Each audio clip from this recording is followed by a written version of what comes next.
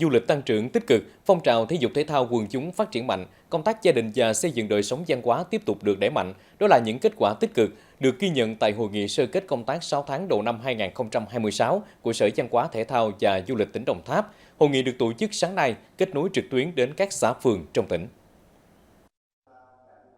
Cụ thể, 6 tháng đầu năm, tỉnh đón khoảng 4 triệu 700 ngàn lượt khách du lịch, tăng 16% so với cùng kỳ và đạt 58,8% kế hoạch năm. Trong đó, khách quốc tế đạt 350.000 lượt, tổng thu từ du lịch ước đạt 2.450 tỷ đồng. Phong trào thể dục thể thao quần chúng tiếp tục phát triển mạnh, thể thao thành tích cao giành nhiều huy chương tại các giải trong nước và quốc tế. Công tác gia đình và xây dựng đời sống văn hóa tiếp tục được đẩy mạnh thông qua việc ban hành các quy định về thực hiện nếp sống văn minh, bình xét danh hiệu văn hóa.